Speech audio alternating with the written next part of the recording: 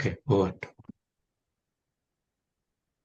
ఓం శుక్లాంబరధరం విష్ణుం ॐ शुक्लाम्बरधरं विष्णुं శశివర్ణం చతుర్భుజం शशिवर्णं चतुर्भुजं ప్రసన్నవదనం ధ్యాయేత్ प्रसन्नवदनं ध्यायेत् సర్వవిఘ్నోపశాంతయే. सर्वविघ्नोपशान्तये।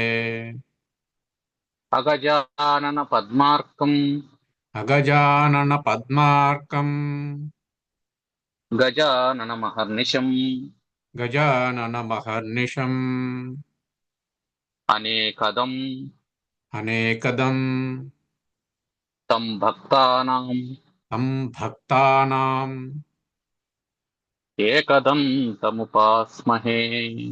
एकदन्तम् उपास्महे। మనం చాణక్య నీతి దర్పణంలో 2వ అధ్యాయం 16 శ్లోకం అయిపోయింది, అంతేనా? 17 ఈరోజు.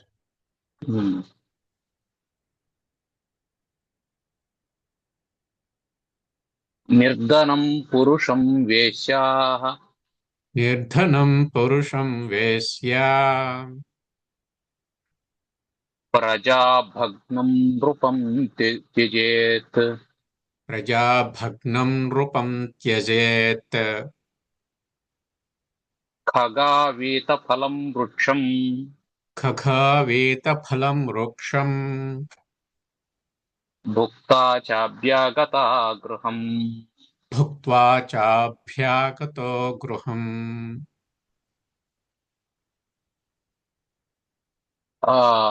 త్యజేత్ అంటే వదిలివేస్తారు అని. ఎవరిని ఎవరు వదిలిపెట్టేస్తారు అనే చెప్తున్నాడు. ఎవరిని వదిలిపెట్టేస్తారు అనేది ఎందుకు చెప్తారంటే, వాళ్ళు ఎలాగో వదిలేస్తారు కాబట్టి వాళ్ళతో అటాచ్మెంట్ పెంచుకోవద్దు అని చెప్పడం కోసం.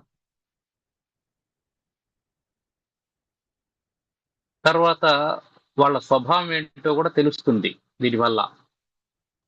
నిర్ధనం పురుషం వేశ్య. వేశ్య అయినటువంటి స్త్రీ ధనము లేనటువంటి పురుషుణ్ణి వదిలేస్తుంది. ఎందుకు? తన లక్ష్యం ధనం కాబట్టి. తన లక్ష్య సిద్ధికి అతను ఉపయోగించినంత కాలం అతనితో కలిసి ప్రయాణం చేస్తుంది. ఇక లక్ష్య సిద్ధికి ఇతడు ఉపయోగపడడు అన్నప్పుడు వదిలిపెట్టేస్తుంది. కాబట్టి వేశ్య నిర్ధనం పురుషం త్యజేత్. రెండవది ఏమిటి? భగ్నం నృపం ప్రజా త్యజేత్. ప్రజా అంటే ప్రజలు, భగ్నం నృపం. భగ్నము అంటే విరిగిపోవడం అని అర్థం, క్షీణించడం అని అర్థం, బలము లేకుండా పోవడం. బలము లేనటువంటి రాజును ప్రజలు వదిలిపెట్టేస్తారు. ఎందుకు? ప్రజలకు రాజు యొక్క బలమే శ్రీరామరక్ష. రాజు బలవంతుడైతేనే ప్రజలను రక్షించగలుగుతాడు. రాజు బలహీనుడైతే ప్రజలను కాపాడలేడు. అందుకని ప్రజలు ఏం చేస్తారు?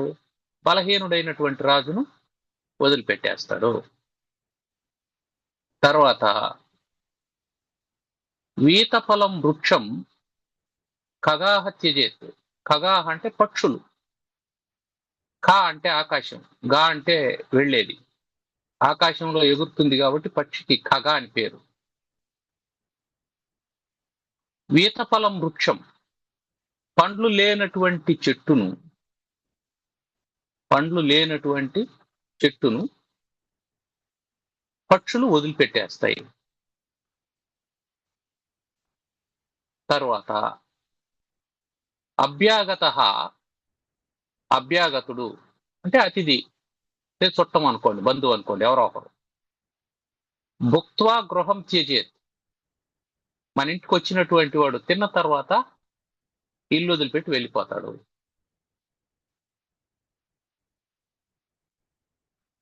ఇది చాణక్యుడు చెప్పిన నీతి. దీంట్లో మనం 2 కోణాలు చూసుకోవాలి. ఒకటేంటి, అటువైపు కోణం లెఫ్ట్ సైడ్, ఇంకోటి రైట్ సైడ్. ఇక్కడ వేశ్య పురుషుడు లెఫ్ట్ రైట్, ప్రజలు రాజు,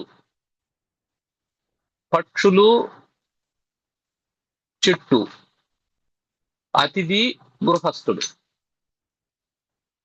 ఈ 4టిని చెప్తున్నాడు. ఇప్పుడు లెఫ్ట్ సైడ్ ఉండే వాటిని చూద్దాం. లెఫ్ట్ సైడ్ ఉండేటివి రైట్ సైడ్ ఉండే వాటిని వదిలేస్తాయి అని చెప్తున్నాడు. లెఫ్ట్ సైడ్ ఉండేవి అంటే వేశ్య, ప్రజలు, పక్షులు, అతిథి. ఈ 4 పురుషుణ్ణి, రాజుని, చెట్టుని, ఇంటిని వదిలేయకపోతే ఏం జరుగుతుంది? డబ్బు లేనటువంటి పురుషుణ్ణి వదిలేయకపోతే వేశ్య బతకలేదు. ఇక్కడ we're not going to ethics. అది కరెక్టా కాదా అనే దాని గురించి మనం డిస్కస్ చేయడం లేదు, అది వేరే టాపిక్. మన ఇక్కడ పరిధి ఏమిటంటే వదిలేస్తున్నారు, ఎందుకు వదిలేయాలి, వదలడం కరెక్టా కాదా, అది మాత్రమే చూస్తాం. ఇప్పుడు ఒక స్త్రీ తన అభిమానాన్ని తాకట్టు పెట్టి తన శీలాన్ని అమ్ముకుంటూ ఉంది అని అంటే దానికి బలమైన కారణం ఉంటది. అంత బలమైన కారణం ఉండి అవతల వైపు నుంచి ప్రయోజనం లేదనుకో, ప్రయోజనం లేనప్పుడు ఆ సంబంధాన్ని కొనసాగించడం కరెక్ట్ కాదు, అవుతుంది. అది బేసిక్ గా తప్పితే దాన్ని పక్కన పెట్టేద్దాం. రెండోది ప్రజలు. ప్రజలు ఏమిటి? భగ్నం నృపం త్యజేత్. భగ్నం నృపం, బలహీనుడైనటువంటి రాజు. ఇక్కడ నీతి గురించి మాట్లాడడానికి వీల్లేదు. బలహీనుడైనటువంటి రాజును కొనసాగిస్తే ప్రజలేమవుతారు? వీళ్ళకి రక్షణ లేకుండా పోతుంది. కాబట్టి అతన్ని వదిలేసి బలమైనటువంటి రాజును ఎన్నుకోవాలి. పక్షులు, పండ్లు లేనటువంటి చెట్టును వదలకపోతే ఏమవుతుంది? ఆకలితో చస్తాయి. తర్వాత భోంచేసినటువంటి గృహాన్ని వదిలిపెట్టకపోతే అభ్యాగతుడు ఏమవుతాడు? ఇంకో పూట వెతుక్కోవాలి కదా, ఇంకో పూట ఎవరు భోజనం పెడతారో వెతుక్కోవాలి. కాబట్టి ఇక్కడ ఏమిటంటే ఏం చెప్తున్నాడు? నీ యొక్క అస్తిత్వము, నీ యొక్క జీవనానికి ఏది అవసరం అవుతుందో దాన్ని నువ్వు కొనసాగించాలి. అవసరం లేనటువంటి దాన్ని కొనసాగిస్తే నాశనం అయిపోతావు అని చెప్తున్నాడు. ఇది ఎడం వైపు నుంచి చెప్పేటువంటి మాట. కుడివైపు నుంచి ఏం అర్థం చేసుకోవాలి మనం అంటే, సరే నిర్ధనుడైనటువంటి పురుషుణ్ణి వేశ్య కూడా వదిలేస్తుంది అంటే అర్థం ఏమిటి? నువ్వు ధనవంతుడివి కా అని అర్థం. దాని అర్థం అది. అంతేగాని నువ్వు వేశ్యలోలుడు కమ్మని కాదు, దాని అర్థం అది కాదు. రాజుకేం చెప్తున్నాడు?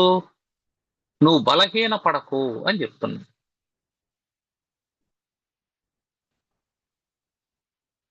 చెట్టుకేం చెప్తున్నాడు? నువ్వు ఫలవంతంగా ఉండాలి ఎప్పుడు అని చెప్తున్నాడు. గృహస్థునికి ఏం చెప్తున్నాడు? నువ్వు ఎప్పుడు భోజనం పెట్టే సామర్థ్యం కలిగి ఉండాలి అని చెప్తున్నాడు. ఇప్పుడు దీనివల్ల ఏమవుతుందంటే ఈ పురుషుడు పిచ్చివాడు కాకుండా మిగిలిపోతాడు. వాడికి తెలిసిపోతుంది, అరే మన దగ్గర డబ్బు లేదు కాబట్టి వదిలేస్తుంది. అనేది తెలుస్తుంది. అంటే ప్రిపరేషన్ అన్నమాట. రాజు మానసికంగా సంసిద్ధుడైపోతాడు. నేను బలహీనుడైనాను కాబట్టి నన్ను ఎలాగో ప్రజలు వదిలేస్తారు. వాళ్ళు వదలక ముందే నేనే తప్పుకుంటాను అధికారం నుంచి. ఇదిగో నా బదులు ఈయన ఉంటాడు ఇక మీదట. ఈయన పరిపాలన చేస్తాడు. నా కొడుకు పరిపాలన చేస్తాడు. అది లౌక్యం. డబ్బు లేనటువంటి వాడు వేశ్యల వైపు వెళ్ళడు. అది లౌక్యం. గౌరవంగా ఉంటాడు. వాడు ఉత్తముడైపోయినాడు అని చెప్పి అంటారు. ఎందుకు ఉత్తముడైనాడు అనేది పక్కన పెట్టేయి. మొత్తానికి లోకంలో కూడా మంచి పేరు వస్తుంది. రాజు కూడా పక్కకు తప్పుకొని మీ అందరి క్షేమం కోసం నేను ఇతన్ని రాజుగా ప్రకటిస్తాను, యువరాజ్య పట్టాభిషేకం చేస్తాను అన్నాడంటే రాజు మీద గౌరవం పెరుగుతుంది. అంతేగాని ఆ రాజ్యాన్ని మీదకి ఎవడో ఒకడు దండయాత్ర చేసి దాన్ని ఎవడో ఒకడు ఆక్రమించుకునేంత వరకు ఉంటే రాజుకు గౌరవం ఉండదు. ఇక చెట్టు అది సీజన్ లోనే పండ్లు కాస్తుంది. కాబట్టి దాని ఎక్స్పెక్టేషన్ ఏముండాలా? ఎప్పుడు పక్షులు ఉండాలనే ఎక్స్పెక్టేషన్ దానికి ఉండకూడదు. నీ సీజన్ లో పక్షులు వస్తాయి. అట్లని మళ్ళీ ఎప్పుడు సంపద కలిగిన అప్పుడు బంధువులు ఒత్తురు అది ఎట్లని తెప్పలుగా చెరువు నిండిన కప్పలు 10,000 చేరు కదరా సుమతి అన్న. నిజమే. నీకు సంపద ఉండేటప్పుడే బంధువులు వస్తారంటే వాళ్ళు రావాల్సింది కూడా అప్పుడే. నిజానికి సంపద లేనప్పుడు బంధువులు వచ్చినారంటే వాళ్ళకి అన్నం ఎట్ట పెడతావు నువ్వు? కాకపోతే ఇక్కడ వయసు వరుస ఏమిటంటే సంపదలు ఉండేటప్పుడు వచ్చి తిని ఎంజాయ్ చేసినటువంటి బంధువులు మనం సంపదలు కోల్పోయినప్పుడు వాళ్ళు సపోర్ట్ గా ఉండాలి అనేది వయసు వరుస. ఆ శ్లోకం ఆ పద్యంలో. ఇక్కడేమిటి? ఇటువైపు నుంచి మాట్లాడుతున్నాడు, బంధువుల వైపు నుంచి మాట్లాడుతున్నాడు. అరే మీరు డబ్బు లేని వాడి ఇంటికి పోయినారంటే, పండ్లు లేని చెట్టు మీద వాలినారంటే ఆకలితో చస్తారు. అది ఇంపార్టెంట్. అంటే ఏమర్థం? నువ్వు ఎన్నుకునేటువంటిది నీ ఎంపిక నువ్వు ఎవరితో ఉండాలి అనేటువంటి ఎంపిక ఇక్కడ ముఖ్యం. Your selection is important. కాబట్టి డబ్బు లేని వాడితో ఉండకూడదు. అతను చాలా మంచివాడండి అని అంటే, అవును అతను మంచివాడే, అతడు నువ్వు ఇద్దరు కలిసి పస్తులు ఉండండి అంతే. జోగి రాసుకుంటే బూడిద రాలుతుందనే మాట ఒకటి ఉంది మనకు. దాన్ని చాణక్యుడు చెప్తాడు. అరే బాబు, నువ్వు నిర్ధనుడుగా బ్రతకడం మంచిది కాదు. అందుకని అర్థం ఏంటి? నువ్వు ధనవంతుడివి కావాలి. ధనవంతుడు కావాలంటే ఏం చేయాలి? కష్టపడాలి, సంపాదించాలి. కాబట్టి ఒకడు చెప్తున్నాడు అని అంటే దాని వెనకాల మూల ప్రయోజనం ఏమిటి? నిన్ను వేశ్య కూడా వదిలేస్తుందిరా అని అనడం వెనకాల అర్థం ఏంది? నువ్వు వేశ్యలోలుడు కమ్మని కాదు దాని అర్థం. నువ్వు కష్టపడు, ధనాన్ని సముపార్జించుకో, ధనవంతుడిగా బ్రతుకు. అప్పుడు అన్ని నీ కాళ్ళ దగ్గరకు వస్తాయి అని చెప్తాడు. కాబట్టి రాజు ఎలా ఉండాలి? నిరంతరం బలవంతుడిగా ఉండాలి. అంటే రాజ్య రక్షణకు కావలసినటువంటి అన్ని ఏర్పాట్లతో రాజు సిద్ధంగా ఉండాలి. తర్వాత ఇప్పుడు ఈ మానసికంగా ప్రిపరేషన్ అన్నమాట ఇది. వీత ఫలం వృక్షం అంటే పండ్లు అయిపోయిన తర్వాత చెట్టు మీదకి పక్షులు వాలవు, అప్పుడు బాధపడకూడదు చెట్టు. అది దాని అర్థం. అది. తర్వాత అభ్యాగతుడు అంటే మన ఇంటికి వచ్చినటువంటి వాడు అని అర్థం. చుట్టం అనుకోండి. వచ్చినటువంటి వాడు ఇక్కడే ఉండిపోతాడనేటువంటి భావనతో మనం ఎప్పుడు ఉండకూడదు. వాడు వెళ్ళిపోతాడు, వెళ్ళిపోవాలి. అందుకే వీసాకు కూడా కండిషన్ ఉంటుంది. 6 నెలల పైన ఉండకూడదురా మా దేశంలో. లోపల మళ్ళీ ఉంటే తరిమేస్తారు. అతిథి కూడా అంతే. మొదటి రోజు ఉన్న ఆదరణ, రెండో రోజు ఉన్న ఆదరణ 3-4 రోజులు ఉండవు. కొత్తల్లుడైనా అంతే. మొదటి రోజు మా అల్లుడు వచ్చినాడనేసి గారెలన్నీ నేతిలోనే వండి పెడతారు. రెండో రోజు మూడో రోజుకు నూనె మారిపోతుంది. రోజు నేతిలో ఎక్కడ వండుతాము అని అంటారు. కూతురు అడుగుతుంది, ఏమమ్మా ఆయనకు నేతి గారెలు అంటే ఇష్టం కదా, ఈరోజు ఏంటి నూనె మార్చేసినావు అని అంటారు. ఆవిడ అత్త తెలివైనటువంటిది కూతురు కంటే, అందుకని ఆమె ఏం చెప్తుందంటే, రోజు నేతి గారెలు తింటే కొలెస్ట్రాల్ పెరిగిపోతుంది అని చెప్తుంది. పెరిగేది కొలెస్ట్రాల్ కాదు, అగౌరవం పెరుగుతూ ఉంది, అది గుర్తుపెట్టుకోవాల్సింది. మళ్ళీ 4వ రోజు 5వ రోజుకి అల్లుడు గారు అందరూ భోజనానికి కూర్చునేసినారు, పెరుగు అయిపోయింది, ఒకసారి మీరు వెళ్ళి పెరుగు తెచ్చేస్తారా అని అంటారు. ఎంత దూరం వచ్చేంత వరకు ఉన్నాడంటే వాడు పనికిమాలిన అల్లుడు అని అర్థం. పెళ్ళైన మరుసటి రోజు అత్తగారింటికి వెళితే నీకు ఏ గౌరవం ఉంటుందో అదే గౌరవాన్ని జీవితాంతం మెయింటైన్ చేయాల. దాని అర్థం ఏంటి? ఎట్టి పరిస్థితుల్లోనూ అత్తవారింట్లో రెండో రాత్రి నిద్ర చేయకూడదని ఒక నియమం పెట్టుకోవాలి. ఒక రాత్రి నిద్ర చేయాలి.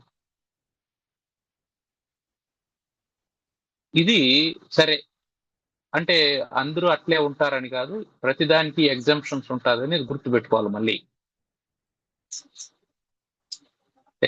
అల్లుణ్ణి తమ సొంత కొడుకులాగా చూసుకుండే అత్త మామలు కూడా ఉంటారు, లేదని నేను చెప్పడం లేదు. కానీ దాన్ని ఏమంటారు, ఆ సమయాన్ని సందర్భాన్ని అనుసరించి డెసిషన్ తీసుకోవాలా.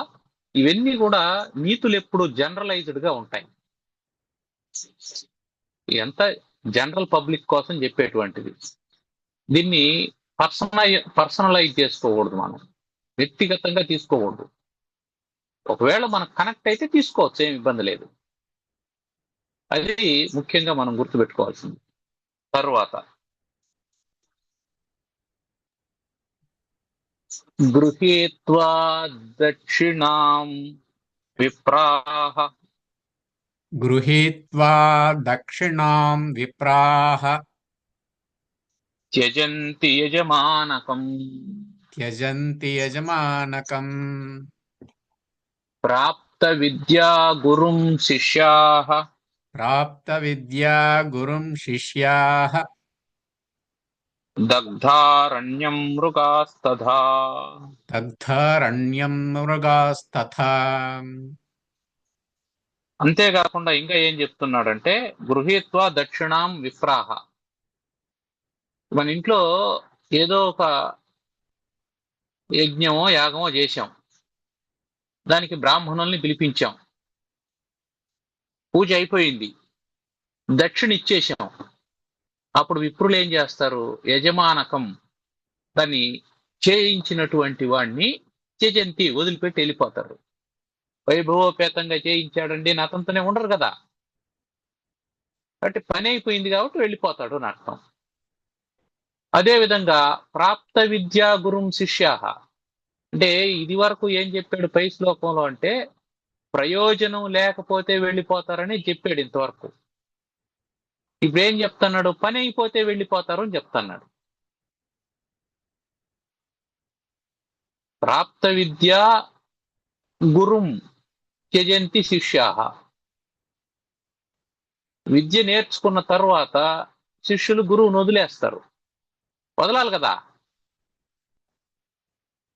5వ తరగతి అయిపోయింది, వాడు అప్పర్ ప్రైమరీ స్కూల్లో చేరాలంటే ఈ స్కూల్ను వదిలితేనే కదా 6వ తరగతికి వెళ్తాడు. 10వ తరగతి అయిపోయింది, ఆ స్కూల్ను వదిలితే కదా ఇంటర్మీడియట్ లో చేరతాడు. కాబట్టి ఏమిటి, వదలడం అనేది సహజం. కాకపోతే ఇక్కడ మనం గుర్తుపెట్టుకోవాల్సింది ఏంటంటే, ప్రయోజనం తర్వాత వదలడం ముఖ్యం. యజమాని దగ్గర నుంచి బ్రాహ్మణుడు వెళ్ళిపోతూ ఉన్నాడంటే దక్షిణ తీసుకొని వెళ్ళాలి. గురువులను వదిలిపెట్టి శిష్యుడు వెళ్తాడాడంటే విద్య నేర్చుకొని వెళ్ళాలి. దగ్ధారణ్యం మృగాస్తదా అంటే కాలిపోయినటువంటి అడవిని జంతువులు వదిలిపెట్టేస్తాయి. ఎందుకు, గడ్డి దొరకదు కాబట్టి ఇంకా అక్కడేం లేదు.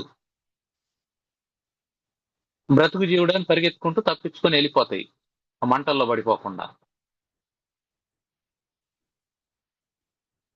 అందుకని ఏం చెప్తున్నాడు, గృహీత్వా దక్షిణం విప్రాహ, దక్షిణ తీసుకున్నటువంటి విప్రులు యజమానకం త్యజంతి, యజమాని వదిలేస్తారు.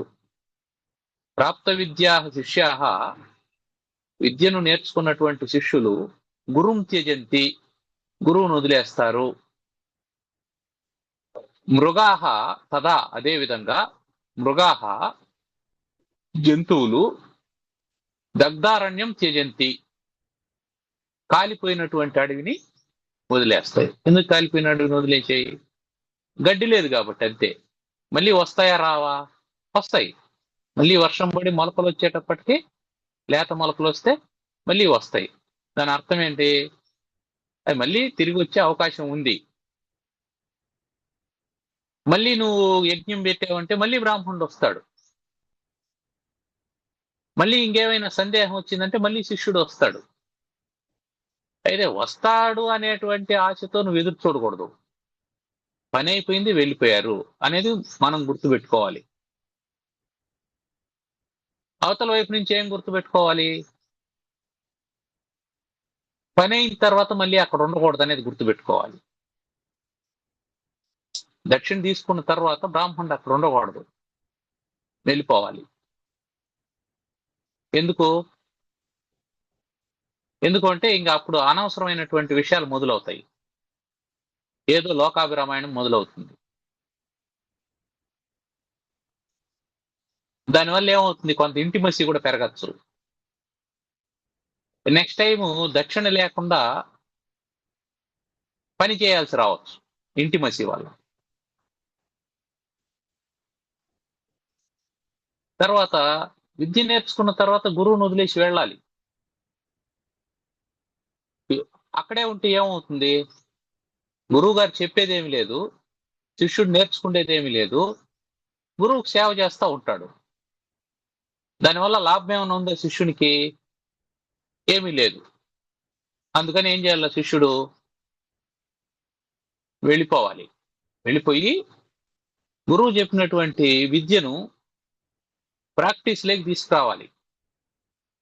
అది ఉపయోగపడుతుందా లేదా అని.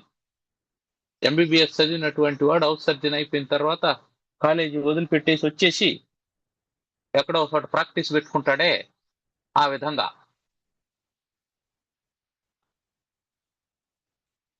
అది ఇక్కడ చెప్తున్నది. అంటే ఏమిటి? మనం స్ట్రాంగ్ గా ఉంటే మనతో అందరూ ఉంటారు. అవసరం తీరిపోయిందంటే అందరూ వెళ్ళిపోతారు. దీనికి మనం మానసికంగా సంసిద్ధులు కావాలి. ఇంకోటి ఏంటంటే మనం నిరంతరం పండ్లు కాసిన చెట్టులాగా ఉండాలి. అంటే ఏమర్థం? ధనవంతుడు కావాలి. అవతల వాడికి ఏదో ఒక ఎక్స్పెక్టేషన్ తో మన దగ్గరికి వస్తాడు. ఆ ఎక్స్పెక్టేషన్ ఫుల్ఫిల్ అవుతుంది అని అంటేనే మన దగ్గరికి వస్తాడు, లేదంటే రాడు. వాడు అన్నం పెడతాడంటేనే స్నేహితుడైనా బంధువు అయినా ఇంటికి వస్తాడు. అన్నం కూడా పెట్టలేడు అని అంటే వద్దని చెప్పి అంటాడు, పోవాల్సిన అవసరం లేదని అంటాడు. అది మనం గుర్తుపెట్టుకోవాల్సినటువంటి ముఖ్యమైన విషయము. తర్వాత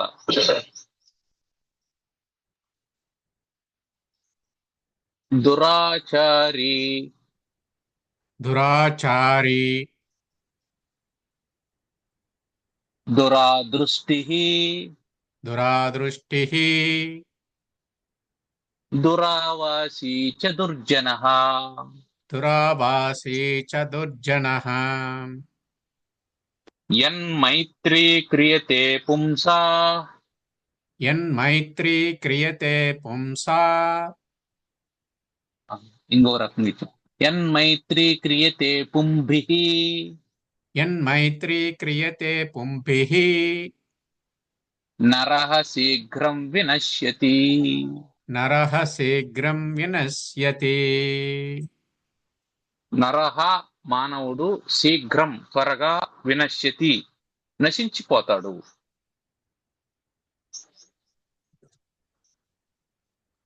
ఎప్పుడు నశించిపోతాడు. మైత్రీ క్రియతే పుంభిః. పుంభిః మానవులతో, ఇక్కడ పురుషుడా స్త్రీ అని కాదు. యత్ మైత్రీ క్రియతే, ఎవరితో అయితే మైత్రి స్నేహం చేస్తాడో వాళ్ళతో. ఎవరితో? పైన చెప్పాడు, నలుగురిని చెప్పాడు. దురాచారి, చెడు అలవాట్లు కలిగిన వాడు, చెడు ఆచారాలు కలిగిన వాడు. ఆచారం అంటే అలవాటనే.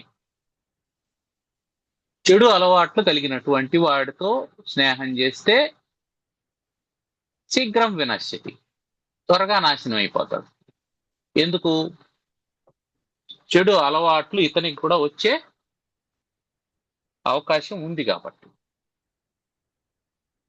ఒక్కొక్కసారి ఇతనికి ఆ అలవాటు లేకపోయినా కూడా నశించిపోతాడు. ఉదాహరణకి మనకు ఎర్రచందనం స్మగ్లింగ్ చేసేటువంటి ఒక స్నేహితుడు ఉన్నాడని అనుకున్నాం.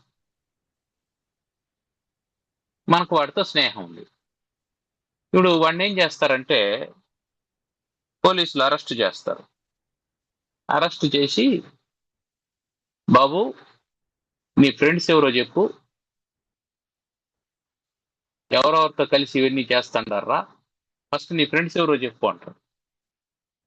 వాడేమనుకుంటాడు, అరే మురళి మంచోడు కదా, మురళి పేరు చెప్తే అట్లాంటి మంచి స్నేహితుడు ఉన్నాడు కాబట్టి ఇతను మంచోడు అయి ఉంటాడని వదిలేస్తాడనే ఉద్దేశంతో మురళి అని అంటాడు. ఎవరు అవధానాలు చేస్తుంటాడు ఆ పిల్లోడైనా? అవునండి అంట. ఓహో, అతను పైకి అవధానాలు చేస్తుంటాడు, లోపల నీతో పార్ట్నర్షిప్ ఉందా అని తీసుకురండి రా అంట. ఎందుకు తీసుకుపోతాడారు ఏవి అంటే ఏం అర్థం కాదు. ఏమంటే నీకు వాడు ఫ్రెండ్ అవునా కాదా అని అడుగుతాడు. అవునండి ఫ్రెండే అంటాడు. ఇంకా చాలు, ఇంకేం మాట్లాడతాం. నువ్వు చేసినావా లేదనేది అక్కర్లేదు, నీకు అతను స్నేహితుడు అవునా కాదా? అవును స్నేహితుడే అంటే ఏమర్థం? వాడు చేసే పనుల్లో నీకు కూడా భాగస్వామ్యం ఉంటుంది అని అనుకుంటారు. ఇది తప్ప ఒప్ప అని లాజిక్లు ఇవన్నీ ఏం పనిచేయవు అక్కడ. వాళ్ళు చేసింది కరెక్టేనా, అది పాపం కాదా, ఇవంతా నో డిస్కషన్. నీ కోట కూడా నీకు వచ్చేస్తుంది. కాబట్టి ఈ ఇబ్బంది ఎందుకు వచ్చింది అంటే దురాచారి, దుర్మార్గుడైనటువంటి వానితో మైత్రి చేసినటువంటి కారణం చేత. దురాచారి పుంభిః మైత్రీ క్రియతే చేత్ శీఘ్రం వినశ్యతి. దుర్మార్గుడైనటువంటి, చెడు అలవాట్లు ఉన్నటువంటి వానితో, సరే ఎర్రచందనం స్మగ్లింగ్ కాదు, అంత కాదండి, అంత దుర్మార్గుడు కాదు, కేవలం సారాయి తాగుతాడు. అప్పుడు పోలీసులు తీసుకుపోరు కదా, అప్పుడు పోలీసులు తీసుకుపోరు, యముడు తీసుకెళ్తాడు.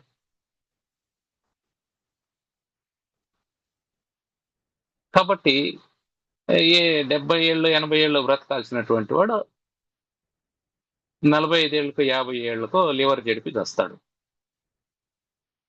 నెక్స్ట్ రెండో లక్షణం ఏం చెప్తున్నాడు? దురాదృష్టి, చెడ్డ చూపులు కలిగినటువంటి వాడు. వాడికి ఆ చెట్టు ఉంటది, దాంట్లో పువ్వులు ఉంటాయి, చూస్తేనే కోసుకోవాలనిపిస్తుంటుంది వాడికి, అని చెయ్యి ఆగదు. నువ్వు నాటావా, నువ్వు పెంచావా, నువ్వు నీళ్లు పోసావా, దాంతో సంబంధం లేదు. మనం చూస్తుంటాం, కొంతమంది వాకింగ్ చేసే వాళ్ళు ఉంటారు, ఆ రోడ్డు పక్కన ఎవరి కాంపౌండ్ లోనో చెట్టు ఉంటది, ఆ చెట్టు పువ్వులు పూసి ఇట్లా వంగుంటది.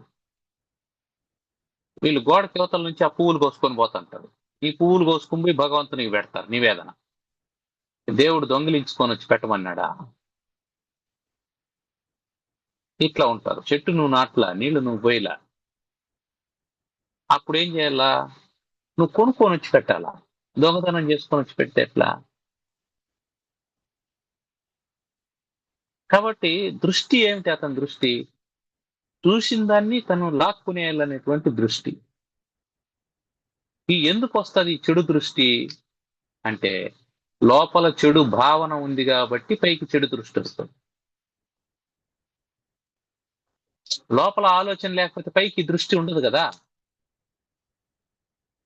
లోపల ఆలోచన ఉంది అంటే పైకి దృష్టి మారుతుంది. అటువంటి వాడు మొదటి వాని కంటే డేంజర్ వీడు.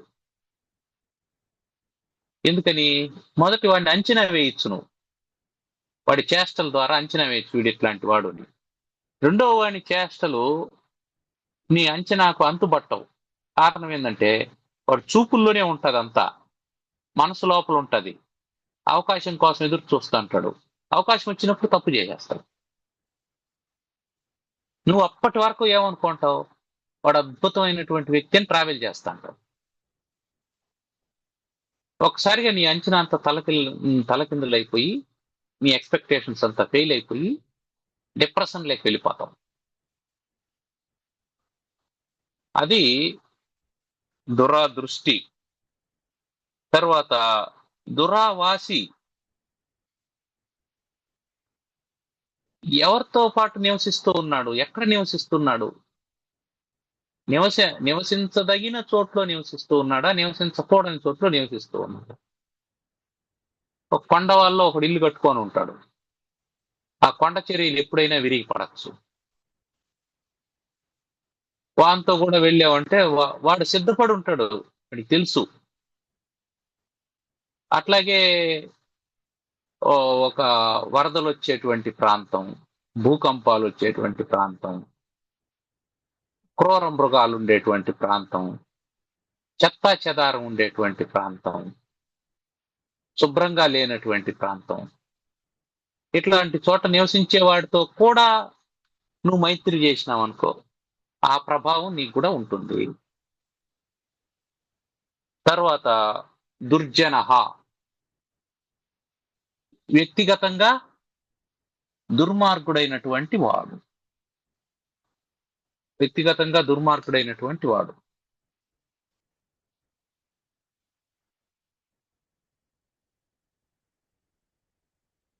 అంటే ఇవన్నీ కలిస్తే ఒకడైపోయినాడు. వాడు ఎక్కడ ఉన్న దుర్జనః అంటే అర్థం ఏంటంటే, వాడు ఏం చేసినా అది చెడుగానే ఉంటుంది. మంచి ఆచారమే తెలియదు వాడికి, మంచి దృష్టే ఉండదు. వాడు ఎక్కడ నివసించినా ఆ పరిసరాలను కూడా చెడగొట్టేస్తా అంటాడు. అంటే మొదట ఏంటి? ఆచారం వల్ల దుర్మార్గుడైన వాడు, భావన వల్ల దుర్మార్గుడైన వాడు, ప్రదేశం వల్ల దుర్మార్గుడైన వాడు. అంటే ఒకని యొక్క గుణాన్ని ఇన్ని ఇన్ఫ్లుయెన్స్ చేస్తాయి. ఒకటి ఆచారం, అంటే ప్రవర్తన ఇన్ఫ్లుయెన్స్ చేస్తుంది. నీ కొడుకు ఎందుకు దుర్మార్గుడైనాడంటే నువ్వు దుర్మార్గుడై ఉంటావు, ఫస్ట్ పాయింట్. లేదా నీ ఆలోచన దుర్మార్గం అయి ఉంటుంది, లేదా నువ్వు నివసించేటువంటి ప్రదేశం దుర్మార్గమైన ప్రదేశంగా ఉంటుంది.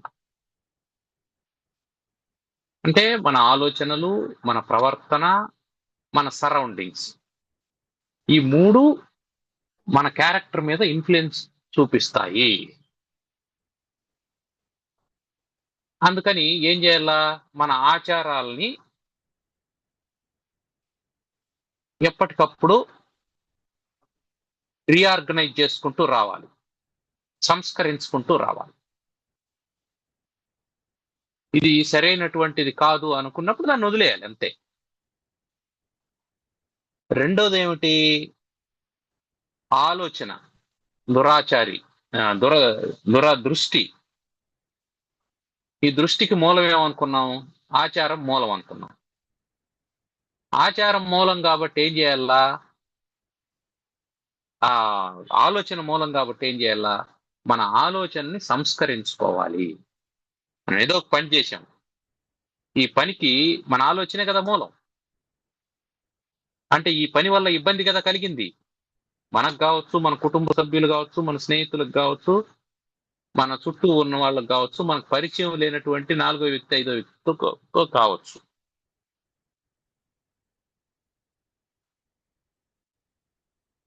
ఎవడో తెలియదు, అతనికి కూడా జరగచ్చు, ఇబ్బంది కలగచ్చు మన వల్ల, మన ప్రవర్తన.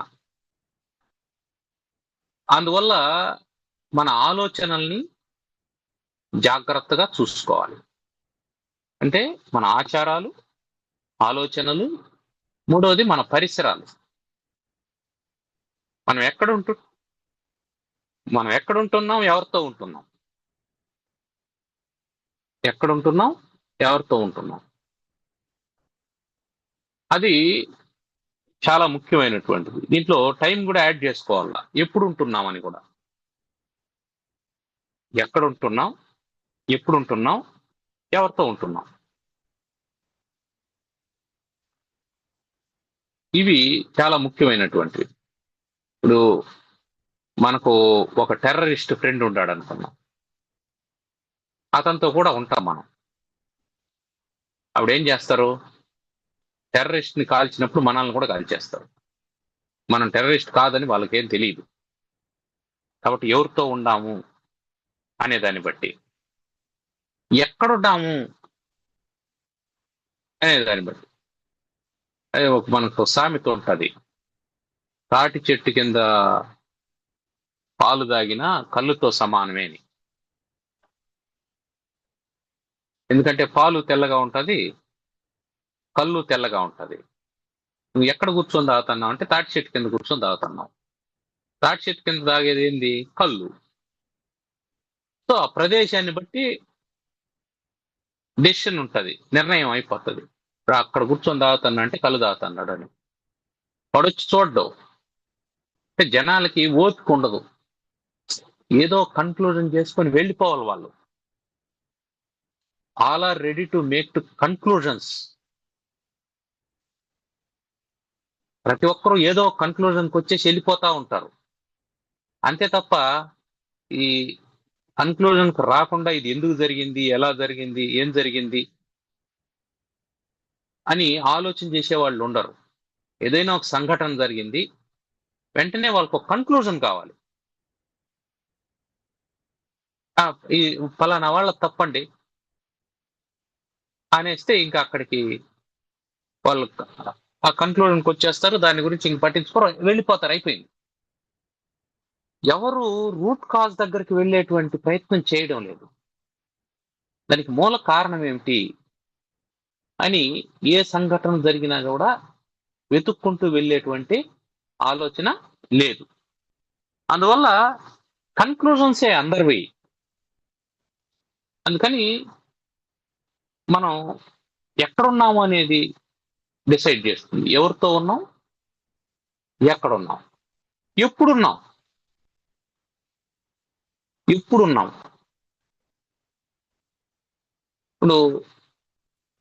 మనకేమి తెలియదు, అక్కడ ఒక దొంగతనం జరిగింది,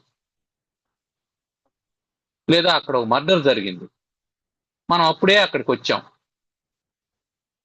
మనం చూడకముందే జరిగిపోయింది, మనం అక్కడికి వచ్చాము, సరిగ్గా అప్పుడే పోలీసులు వచ్చినారు.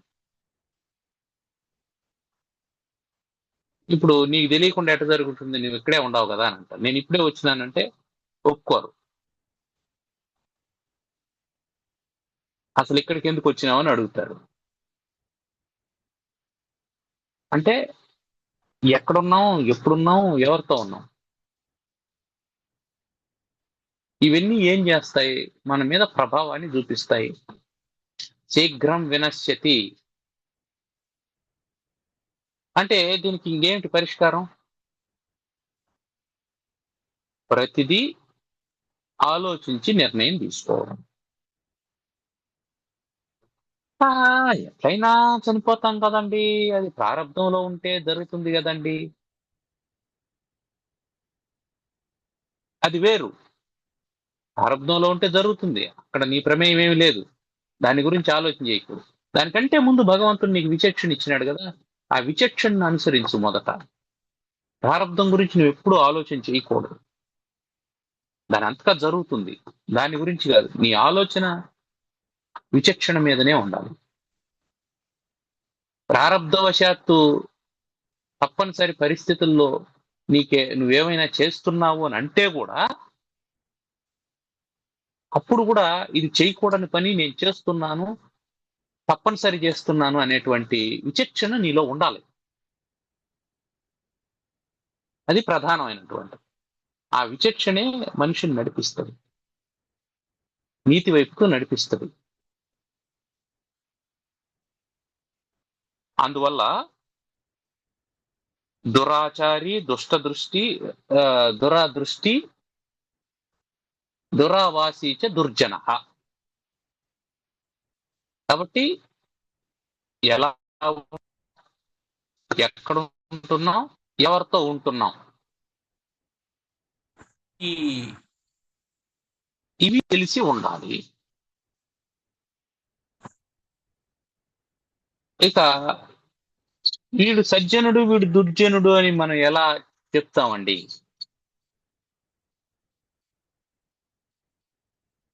మనం ఎవరితోనూ స్నేహం చేయాలనుకున్నాం, వాడు మంచోడో కాదు ఎట్లా తెలుస్తుంది అంటే ఫస్ట్ వాని ఆచారం చూడు. ఫస్ట్ పాయింట్ ఏం చెప్తున్నాడు? ఆచారం చూడు. రెండో పాయింట్ ఏం చెప్తున్నాడు? వాని దృష్టి చూడు. వాని దృష్టిని బట్టి వాని ఆలోచన ఏందో తెలుస్తుంది. మూడోది ఏమిటి? వాడు ఎక్కడున్నాడో చూడు. ఎక్కడున్నాడో చూడు అంటే ఎక్కడ నివసిస్తాడాడో చూడు అని కాదు, ఎవరి మధ్యలో ఉండాడో చూడు అని అర్థం. ఏ గ్రూప్ ఆఫ్ పీపుల్ మధ్యలో ఉండాడో చూడు. వ్యాపారం చేసుకునే వాళ్ళ మధ్యలో ఉండాడా, భక్తుల మధ్యలో ఉండాడా, భోక్తల మధ్యలో ఉండాడా, మోసగాళ్ల మధ్యలో ఉండాడా, రాజకీయ నాయకుల మధ్యలో ఉండాడా, ఎవరి మధ్యలో ఉండాడో చూడు. ఈ మూడింటిని నువ్వు అంచనా వేసినావంటే వాడు దుర్జనుడా కాదని తెలుస్తుంది. ఈ మూడు బాగున్నాయి అని అనుకుంటే వెరీ గుడ్, ఇతనితో సహవాసం చేయవచ్చు. అసలు ఎవరితోనూ సహవాసం చేయకపోతే మంచిది కదా నాయనా. మానవుడు ఎప్పుడు సంఘజీవి, ఎవరితో సహవాసం చేయకుండా ఉండలేడు. కాబట్టి ఎవరితోనో ఒకరితో సహవాసం చేసి తీరాల్సిందే, ఎలాగూ చెయ్యాలి. కాబట్టి ఆ చేసేది ఏదో మంచివాడిని ఎన్నుకొని చెయ్యి అని చెప్తున్నాడు. ఇక ఈ అధ్యాయంలో చివరి శ్లోకం. సమానే శోభతే ప్రీతి, సమానే శోభతే ప్రీతిః, రాజ్ఞి సేవా చ శోభతే. రాజ్ఞి సేవా చ శోభతే. వాణిజ్యం వ్యవహారేషు, వాణిజ్యం వ్యవహారేషు, దివ్యా స్త్రీ శోభతే గృహే. దివ్యా స్త్రీ శోభతే గృహే. శోభతే శోభిస్తుంది అంటే బాగుంటుంది అని అనుకున్నాం, శుభాన్ని ఇస్తుంది అనుకున్నాం. ఏది శోభిస్తుంది అంటే సమానే ప్రీతికి, సమానమైనటువంటి వాళ్ళ యందుండే ప్రేమ శోభిస్తుంది. సమానమైనటువంటి వాళ్ళు అంటే సమానమైనటువంటి ఆర్థిక స్థితి, సామాజిక స్థితి, బౌద్ధిక స్థితి, ఇది గుర్తుపెట్టుకోవాలి.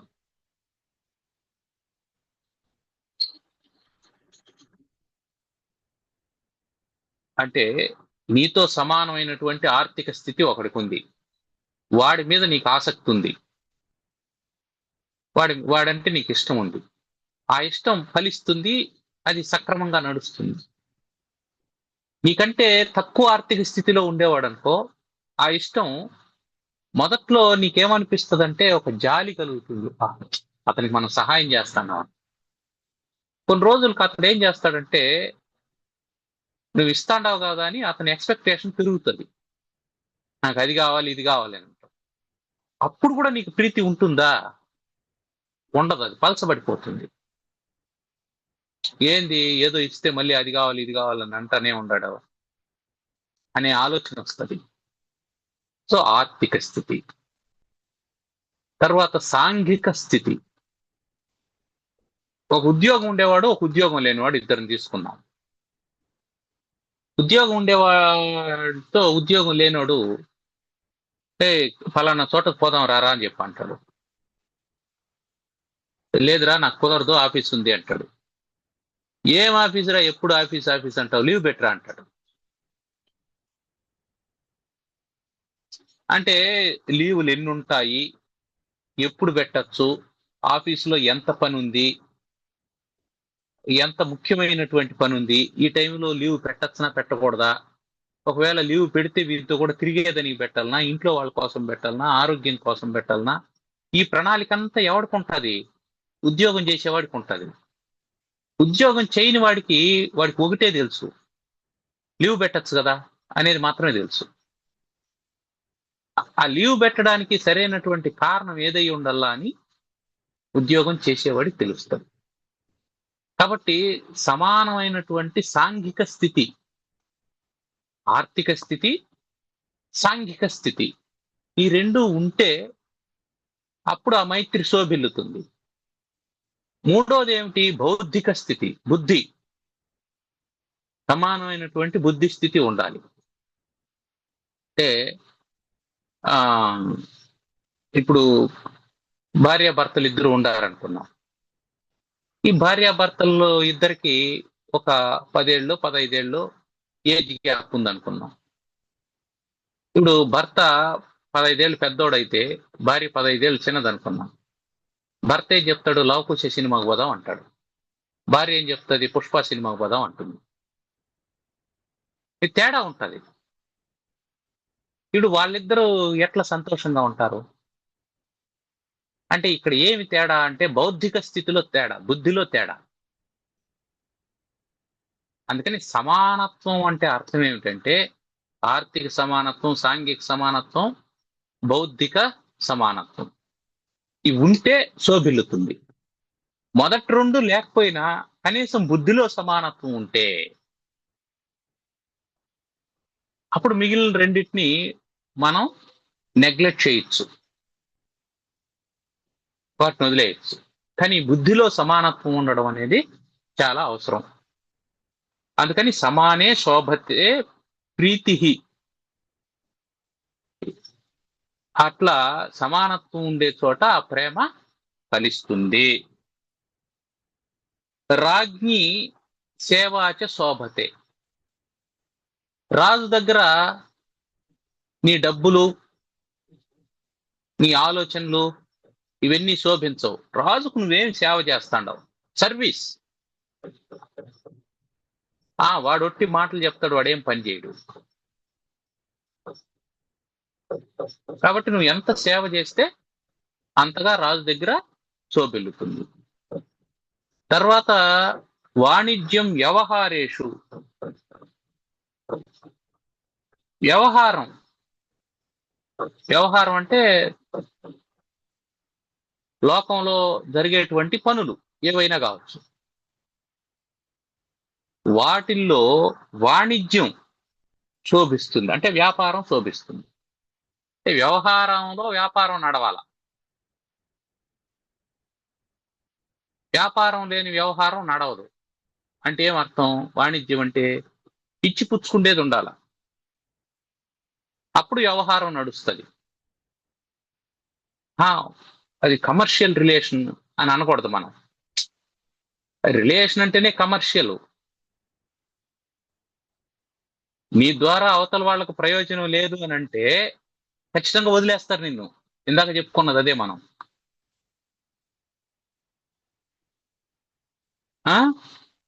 ఖగా వీత ఫలం వృక్షం త్యజేత్. కాబట్టి పండ్లు లేనటువంటి చెట్టును పక్షి వదిలేస్తుంది.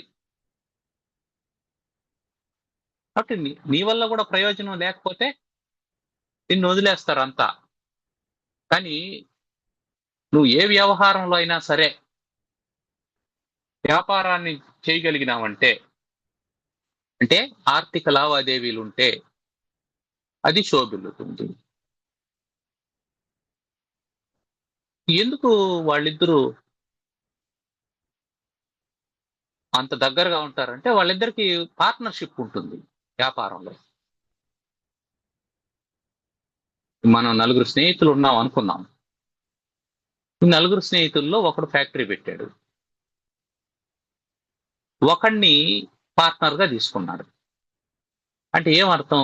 వీళ్ళిద్దరూ ఫ్రీక్వెంట్ గా కలుస్తారు అని అర్థం.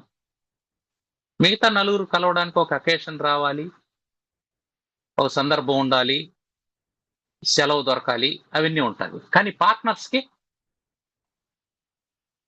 వాళ్ళు they will make the space and they will meet. అవకాశాన్ని తయారు చేసుకొని వాళ్ళు కలుస్తారు. అతను బిజీగా ఉన్నాడు, ఇతను బిజీగా ఉన్నాడంటే, నేను బిజీగా ఉన్నానంటే, లేదు నువ్వు 2 సంతకాలు పెట్టాలంటే ఏం చేస్తాడు? ఏదో ఒక టైంలో వచ్చి 2 సంతకాలు పెట్టి చెల్లిపోతాడు. What does it means? మీ వ్యవహారం ఎప్పుడు సాఫీగా నడుస్తుందంటే అది కమర్షియల్ అయినప్పుడు సాఫీగా నడుస్తుంది. కమర్షియల్ కాకపోతే నడవదు. అంటే ఇక్కడ కమర్షియల్ అంటే ఏమిటి? ఇచ్చిపుచ్చుకోవడం అని. ఇచ్చిపుచ్చుకోవడం. అందువల్ల ఆ ప్రతి దాంట్లోనూ ఒక కమర్షియల్ సిస్టమ్ ఉండాలి. ఇటు చాణక్య నీతి పాఠం వినే వాళ్ళంతా ఫీజు చెల్లించాలి అని చెప్పి అన్నాం అనుకోండి.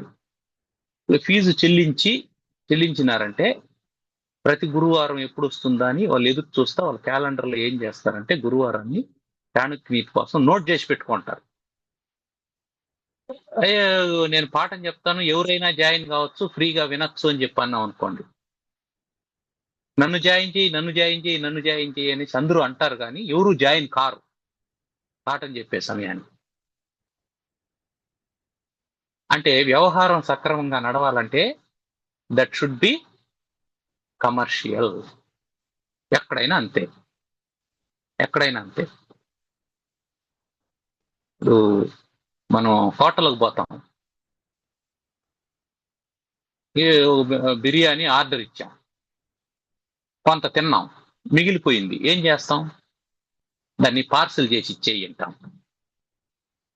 ఇంట్లో వండతాం, మిగిలిపోతుంది, ఏం చేస్తాం?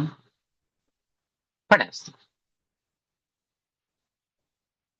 కమర్షియల్ కు నాన్ కమర్షియల్ కు ఉండేటువంటి తేడా. కాబట్టి వ్యవహారాన్ని ఎప్పుడు కమర్షియల్ గా చేస్తేనే అది శోభిల్లుతుంది, అదే కరెక్టో. ఎవడైనా ఉచితంగా చెప్తానన్నాడు అనుకో, అంటే ఇప్పుడు బాబు నువ్వు చదువుకో, నీ ఫీజులన్నీ నేను కడతాను అని అంటే, ఎవడో ఫీజు కడతాన్నాడు కదా, కడతాడులే అనేసి వాడు ఇటు అటు తిరుగుతూ ఉంటాడు. అటు కాదు బాబు, నేను నీకు ఫీజు కడతా, నీకు అట్లీస్ట్ 75% మార్క్స్ కనుక నువ్వు స్కోర్ చేస్తే నెక్స్ట్ ఇయర్ కడతాను, ఈ సంవత్సరం కడతా, నెక్స్ట్ ఇయర్ నేను నీకు ఫీజు కట్టాలంటే 75% నువ్వు స్కోర్ చేస్తే అని అంటే, అప్పుడు వాడు ఏం చేస్తాడు? ఇష్టం ఉన్నా లేకపోయినా నెక్స్ట్ ఇయర్ చదవాలంటే 75% రావాలని పరిశ్రమ చేస్తాడు. కాబట్టి ఎక్కడైనా వ్యవహారం సక్రమంగా నడవాలంటే దట్ షుడ్ బి కమర్షియలైజ్డ్. తర్వాత దివ్యా స్త్రీ శోభతే గృహే, ఇంటికి అలంకారం దివ్యమైనటువంటి అంటే ఉత్తమురాలైనటువంటి స్త్రీ వల్ల ఇంటికి అలంకారం వస్తుంది. ఎంతనా సంపాదించనీగాక భర్త, అంటే ఉద్యోగాలు చేసేటువంటి స్త్రీల గురించి నేను చెప్పడం లేదు, స్త్రీలు కూడా ఉద్యోగాలు చేస్తున్నారు, అది గొప్ప పరిణామం, అది వేరే విషయం, అది మనం డిస్కస్ చేయడం లేదు. ఇప్పుడు ఏమిటంటే భర్త ఎంతైనా సంపాదించని, ఎంత సంపన్నుడైనా కానీ అతని గొప్పతనం ప్రపంచంలో ఎట్లా తెలుస్తుంది అంటే అతని ఇంటికి వెళ్ళినప్పుడు ఎట్లా రిసీవ్ చేసుకుంటున్నారు, ఎలా పలకరిస్తున్నారు, ఇది దీన్ని బట్టి తెలుస్తుంది. ఇప్పుడు మునరావిరెడ్డిని తీసుకొని వస్తాడు ఇంట్లోకి, తీసుకొని వచ్చి ఇదిగో మునరావిరెడ్డి వచ్చినాడు, కాఫీ పెట్టు అని చెప్పి అంటాడు. అని అంటే ఆవిడ మురళి వాళ్ళ భార్య ఏడ దారిని పోయే ఫ్రెండ్స్ అంతా వెనకంటే పెట్టుకొని ఇంటికి వచ్చేది తెలుస్తుంది, వస్తా పాల ప్యాకెట్ తీసుకొని రావాలని తెలియదు అని అనింది అనుకోండి. అప్పుడు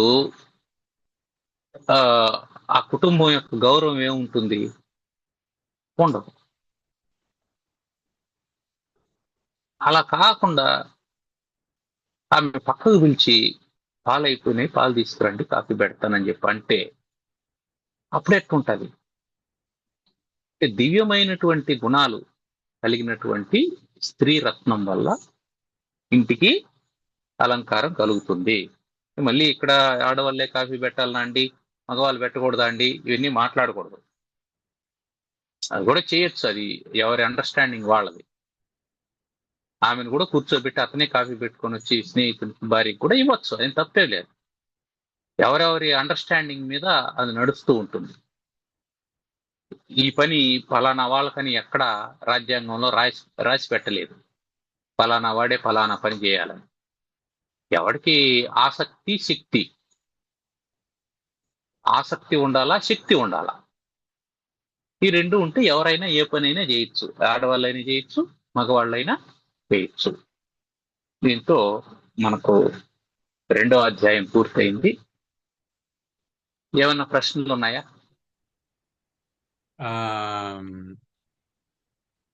ఒకటి, ముసలితనంలో సహజంగానే బలము కొన్ని తగ్గుతాయి కదా, అలాంటి వాళ్ళకి అంటే సందేశం మేబీ ముసలి తల్లిదండ్రులు, పిల్లలు అలా కూడా అనుకోవచ్చు. శరీరంలో బలం తగ్గింది కదా, అంతే కదా.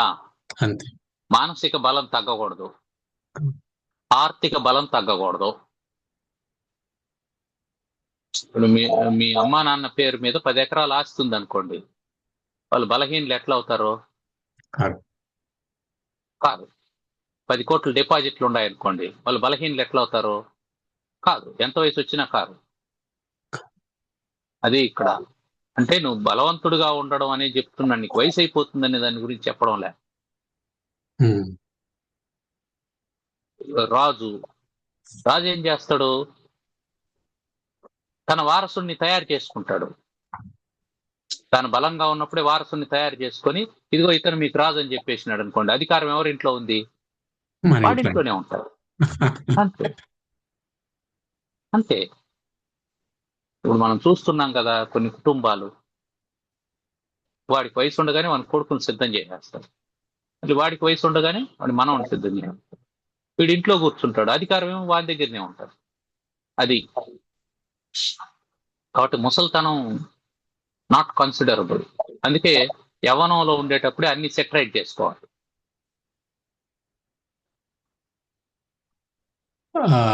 తర్వాత ఒకవేళ ఇప్పుడు లక్ష్యాలు అనేది అస్తిత్వం సంబంధించిన లక్ష్యాలు ఉంటే మంచిది.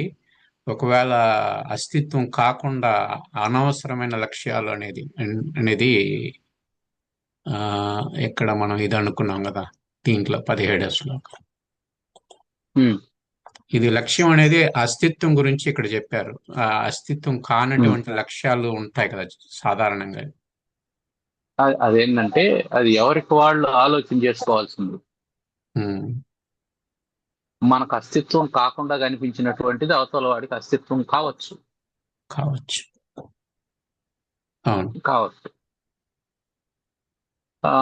ఇంకొకటి ఏదో ఒక ఎమోషన్ తో కొన్ని లక్ష్యాలు పెట్టుకుంటారు, ఎమోషన్స్ తో కొన్ని లక్ష్యాలు పెట్టుకుంటారు. వాడికి అది అవసరం ఉన్నా లేకపోయినా, ఎవరినో పక్కింటోడిని మోటార్ బైక్ లో లిఫ్ట్ అడుగుతాడు, వాడు లిఫ్ట్ ఇవ్వలేదు, పోరా అని వెళ్ళిపోయాడు. వీడు ఒక లక్ష్యం పెట్టుకుంటాడు.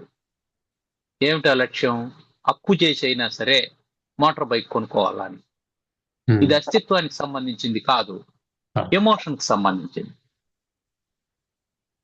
కాబట్టి లక్ష్యాలు అస్తిత్వానికి సంబంధించినవే ఉండాలనేమి లేదు.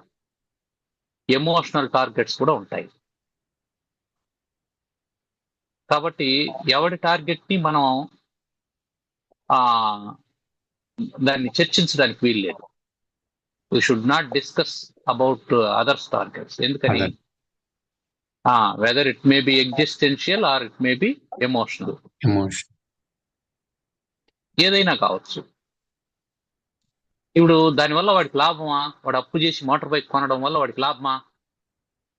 లేదు. ఏమి లాభం లేదు. లేదు. కానీ వాడు సాటిస్ఫై అవుతాడా లేదా? అవుతాడు.